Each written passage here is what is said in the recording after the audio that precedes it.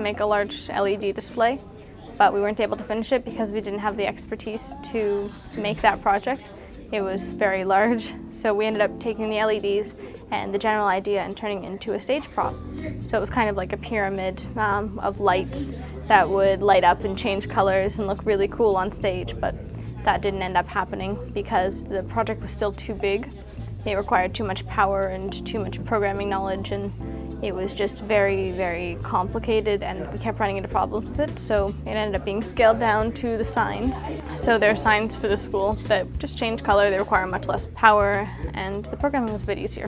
Essentially, it's a doorbell, but it's done from the ground up.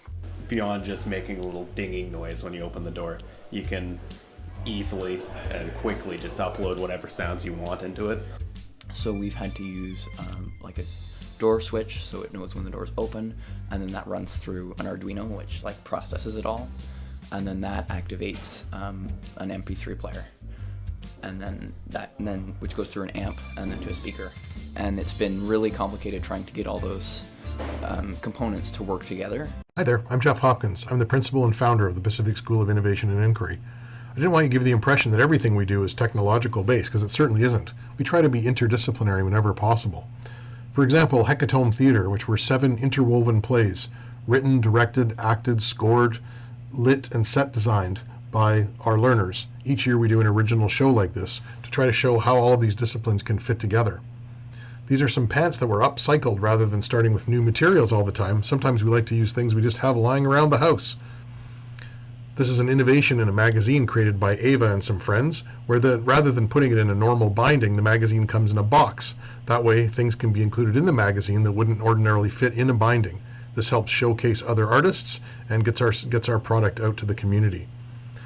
One of our artists, Daniel, created his own designs for clothing, but didn't know how to make the clothing, so he learned how to start a business that printed on demand, allowing people to order online to see his clothing.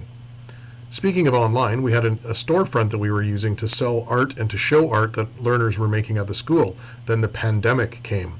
Suddenly we weren't able to bring people into the space anymore, so we kept the window as a display area, but pivoted, creating a website, a digital youth art market, where the learners' art could be displayed and purchased online, allowing the artists actually more exposure than we would have had otherwise if it had just been in a storefront.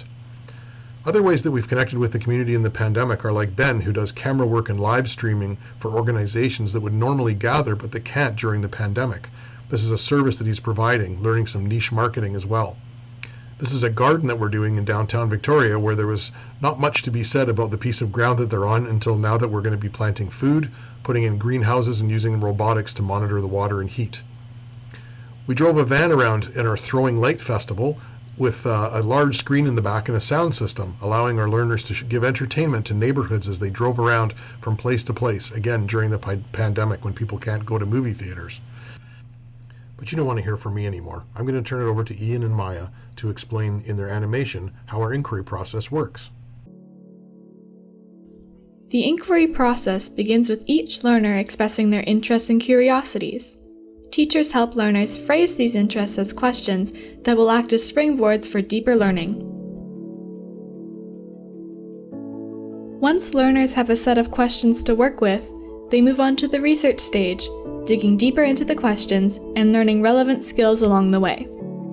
Research can be more than just reading in books or searching online. It could be interviews, art exploration, or collaborative brainstorming, anything that adds to the learner's understanding. In some people's minds, inquiry-based learning stops at the research stage. Humans learn by making connections and building on knowledge they already have. At PSII, students are given the opportunity to go deeper in an organic way, following their natural curiosity and creating new knowledge. Therefore, after the initial research stage, learners refine their question, often adding new ones.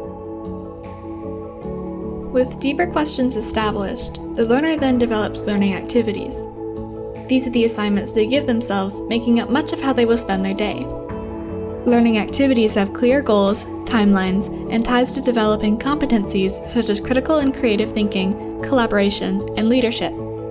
Assessment is personalized, and learning is usually interdisciplinary. Eventually, all the assessment bits and pieces are knitted together to make statements for each competency area. Assessment feedback in one inquiry often leads to a new set of goals in the next inquiry the learner develops.